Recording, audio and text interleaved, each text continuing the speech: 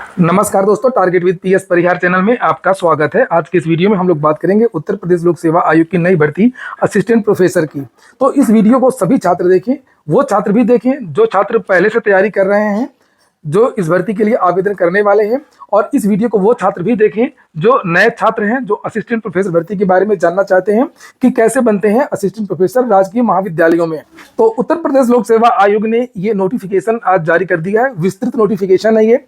पहले थोड़ा सा बता दूं नए विद्यार्थियों को कि दो तरीके के महाविद्यालय होते हैं। एक तो पूरा डिग्री कॉलेज सरकारी होता है, गवर्नमेंट डिग्री कॉलेज लगभग सभी जिलों में होते हैं, और एक होते हैं सहायता प्राप्त अशासकीय महाविद्यालय डिग्री कॉलेज, जिनमें पैसा तो सरकार देती है मगर वो प्रबंधन के हवाले से विद्यालय चलते हैं।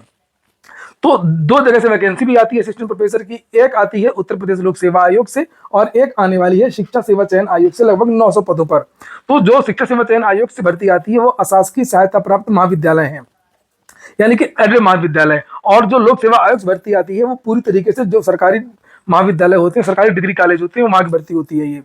तो देख लीजिए, जो राजकीय डिग्री कॉलेज की वैकेंसी है, ऑनलाइन आवेदन इसके आज से ही शुरू हो रहे हैं। 4 सितंबर ये डेट पड़ी हुई है और इसकी लास्ट डेट है 6 अक्टूबर। इस वीडियो में हम केवल प्रमुख बातें देखेंगे कि क्या चयन प्रक्रिया होती है, क्या योग्यता होती है, आयु कितनी होती है, मांगी जाती है अधिकतम और मिनिमम आयु वगैरह।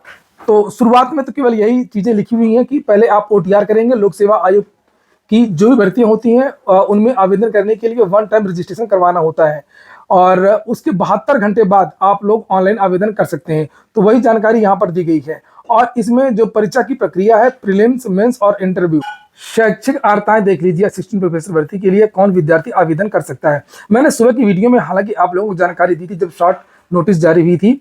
तो यहाँ पर जो विषय है उन विषय के बारे में आप देख लीजिए। वनस्पति विज्ञान, रसायन विज्ञान, वाणिज्य, अर्थशास्त्र, शिक्षाशास्त्र, अंग्रेजी, भूगोल, हिंदी, इतिहास, गृह विज्ञान, गणित, सैन्य विज्ञान यानी कि डिफेंस, दर्शन शास्त्र, शारीरिक शिक्षा, भौतिक विज्ञान और राजनीतिक विज्ञान, मनोविज्ञान, संस्कृत, समाजशास्त्र, उर्दू, जंतु विज्ञान, सांख्यिकी, कंप्यूटर साइंस और पारसी यानी फारसी विधाओं के लिए। तो यहाँ पर ये कुछ सब्जेक्ट दिए हुए हैं और कुछ नीचे भी अलग से दिए हुए हैं। तो इन सब्जेक्ट्स के लिए कहा गया है कि अगर आप किसी भी विश्वविद्यालय से संबंधित विषय में, जिस विषय में आप असिस्टेंट प्रोफेसर भर्ती के लिए आवेदन करना चाहते हो, उसमें 55% अंकों के साथ में परास्नातक होना चाहिए आपके लिए।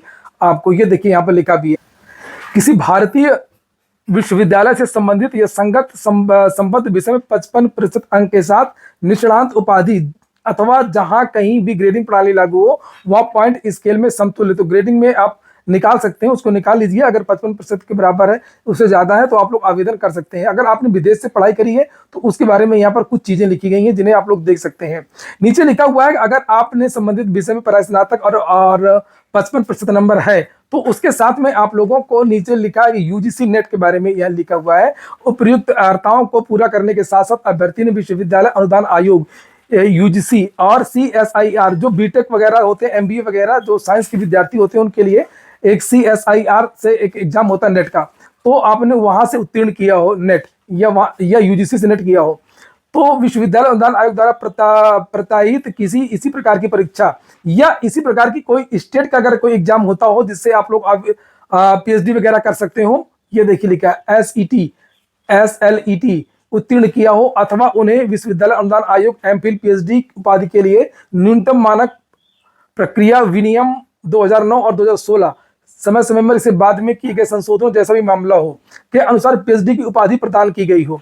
तो अगर आपने पीएचडी कर रखा है इस नियम के द्वारा तो आपको नेट, एसईटी वगैरह से छूट भी मिल जाएगी। नहीं तो पीएचडी करने की कोई आवश्यकता नहीं। अगर आपने नेट किया है, 55% आपके प्रास्नातक में नंबर है, तो आप लोग आवेदन कर सकते हैं। सीधी सी बात है। पहले पीएचडी ऐसे ही आराम से हो जाता था, जिन्होंने अच्छी तरीके से नियम पूर्वक पीएचडी कर लिया होगा पहले, तो वो लोग आवेदन कर सकते हैं, उनको छूट भी दी गई। और वैसे काफी लंबा नीचे लिखा है नोट वगैरह, तो इसको आप लोग देख लीजिएगा। संगीत के लिए, चित्रकला के लिए, गायन के लिए कुछ छूट दी गई है, जिनको आप लोग यहाँ पर देख सकते हैं। 5% की परास्नातक में कुछ लोगों को छूट भी दी गई है। यहाँ पर लिखा है सीधी भर्ती के लिए निष्णात स्तर पर न्यूनतम 55% पॉइंट स्केल में समतुल्य ग्रेड, जहां भी ग्रेड प्रणाली का अनुसरण किया गया हो, अनिवार्य योग्यता होगी। नीचे यहाँ पर लिखा सीधी भर्ती हेतु अर्हता के उद्देश्य और बेहतर शैक्षिक रिकॉर्ड के मूल्यांकन के लिए अनुसूचित जाति, जनजाति, ओबीसी, निशक्त दृष्टि, ये देखिए यहाँ पर ये जो दिव्यांग जन वगैरह है, इन लोगों को 5% की स्नातक पूर्व और स्नातकोत्तर में छूट भी दी गई है। कौन कौन से विषय हैं इन्हें आप लोग यहाँ पर ये देख सकते हैं। हिंदी, उर्दू, अंग्रेजी, संस्कृत, ये यहाँ पर उनका कोई अगर उप विषय है तो वो भी यहाँ पर नीचे लिखा हुआ है। ये देखिए आयु सीमा देख लीजिए, आयु सीमा इसमें 21 से 40, ये देखिए लिखा है 1 जुलाई 2025 को 21 साल कम से कम होना चाहिए, वही विद्यार्थी आवेदन कर पाएंगे और अधिकतम 40 वर्ष की आयु है। अधिकतम आयु में छूट भी दी गई है यहाँ पर। एससी, ओबीसी और जो उत्तर प्रदेश के बेसिक के टीचर हैं, अन्य शिक्षक हैं, सरकारी कर्मचारी वगैरह हैं, उनको यहाँ पर 5 साल की छूट दी गई है। प्रीलिम्स, मेंस और इंटरव्यू होना है। प्रीलिम्स के बारे में लिखा हुआ है कि प्रारंभिक परीक्षा के आधार पर मुख्य परीक्षा में प्रवेश हेतु रिक्तियों का 15 गुना विद्यार्थियों को मुख्य परीक्षा के लिए बुलाया जाएगा। ये नीचे यहाँ पर देखिए लिखा हुआ है। अभ्यर्थी सफल घोषित किए जाएंगे। ऐसे अभ्यर्थी जो पद के लिए निर्धारित सरकारी परीक्षा में सम्मिलित हो रहे हैं वे इस परीक्षा में आवेदन न करें क्योंकि वे पात्र नहीं है। जिनके पास पर्याप्त योग्यता आवेदन की अंतिम तारीख तक नहीं, वो विद्यार्थी आवेदन न करें। प्रारंभिक परीक्षा जो इनकी होगी उसमें नेगेटिव मार्किंग भी रहेगा। नेगेटिव मार्किंग 1/3 की है, 0.33।